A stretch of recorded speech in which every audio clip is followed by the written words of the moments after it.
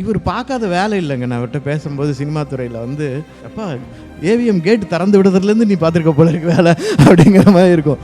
ஏன்னா நான் அவ்வளோ கஷ்டப்பட்டு நான் சினிமாக்குள்ளே வரல, நாடகத்துறையில் இருந்தேன். என்னை ஒருத்தர் டேரக்டர் பார்த்தாரு, கூப்பிட்டு போனார், நான் அப்படியே வந்துட்டேன். நான் இவர் பட்ட கஷ்டம்லாம் ஒரு துளி கூட நான் படலை, அவ்வளோ படவே இல்லை. ஸோ அதனால் எனக்கு வந்து ரொம்ப பெருமையாக இருக்கும் இவர் வர்றது.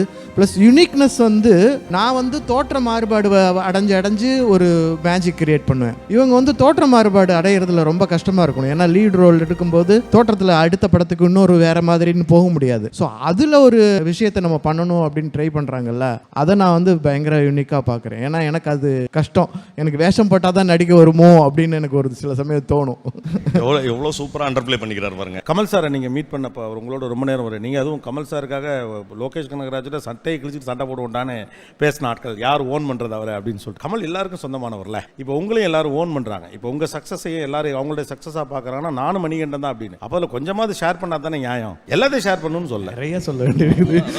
எதை சொல்கிறதுன்னு தெரியல. எதை சொல்லலாம்னு ஆசை இருக்கோ, எது உங்களுக்கு எல்லாருக்கும் கடத்தணும்னு நீங்கள் நினைக்கிறீங்களோ அதை சொல்லலாம். ரொம்ப முக்கியமாக ஒரு 70 வருஷமாக ஒரு இண்டஸ்ட்ரியில் வேலை செஞ்ச ஒருத்தரோட மைண்டுக்குள்ளே எவ்வளோ விஷயத்த சொல்லணும்.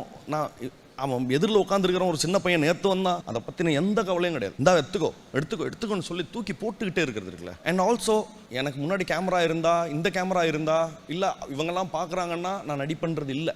அவங்க உட்காந்துருக்கோம், த வில் டு பெர்ஃபார்ம் இருக்குல்ல, அது நான் அண்ணனுக்கு தெரியும்னு நினைக்கிறேன். நானும் அவரை உட்காந்துருக்கோம். அவர் இது வரைக்கும் அதாவது அந்த படம் இன்னும் வெளியே வரல, அந்த கதையை நரேட் பண்ணிக்கிட்டே இருக்கும்போது ஒரு மோனலாக், அந்த இவர் டைப்பிஸ்டோட மோனலாக் ஒன்று பண்ணி காமிச்சார். ஆக்சுவலாக காலி அப்படி பண்ணிட்டு டப்புன்னு சோக்காய் அழுகிற மாதிரி ஒரு இடம் வரும், அதை நடிச்சு காமிச்சார். சோலோ ஒன்று பார்த்தோம் நாங்கள் ஒரு 1 hour கிட்ட. அதான் இல்லை, நீங்கள் தவிக்குது கண் அப்படியே நீங்கள் சொல்லல. இவரை பண்டல எனர்ஜி அப்படியே. இவர் பார்க்காத வேலை இல்லைங்க. நான் அவர்கிட்ட பேசும்போது சினிமா துறையில் வந்து அப்பா ஏவிஎம் கேட் திறந்து விடுறதுலேருந்து நீ பார்த்துருக்க போல இருக்கு வேலை அப்படிங்கிற மாதிரி இருக்கும். ஏன்னா நான் அவ்வளோ கஷ்டப்பட்டு நான் சினிமாக்குள்ளே வரல, நாடகத்துறையில் இருந்தேன். என்னை ஒருத்தர் டேரக்டர் பார்த்தாரு, கூப்பிட்டு போனார், நான் அப்படியே வந்துட்டேன். நான் இவர் பட்ட கஷ்டம்லாம் ஒரு துளி கூட நான் படலை, அவ்வளோ படவே இல்லை. ஸோ அதனால் எனக்கு வந்து ரொம்ப பெருமையாக இருக்கும் இவர் வர்றது.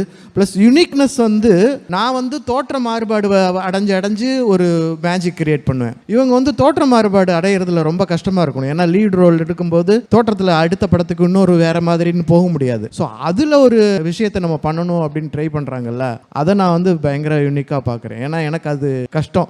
எனக்கு வேஷம் போட்டால் தான் நடிக்க வருமோ அப்படின்னு எனக்கு ஒரு சில சமயம் தோணும். எவ்வளோ சூப்பராக அண்டர்பிளே பண்ணிக்கிறார் பாருங்க. கமல் சாரை நீங்கள் மீட் பண்ணப்போ உங்களோட ரொம்ப நேரம் வரும். நீங்கள் அதுவும் கமல் சாருக்காக லோகேஷ் கனகராஜோட சட்டையை கிழிச்சிட்டு சண்டை போடுவோண்டான்னு பேசின ஆட்கள் யார் ஓன் பண்ணுறது அவரை அப்படின்னு சொல்லிட்டு.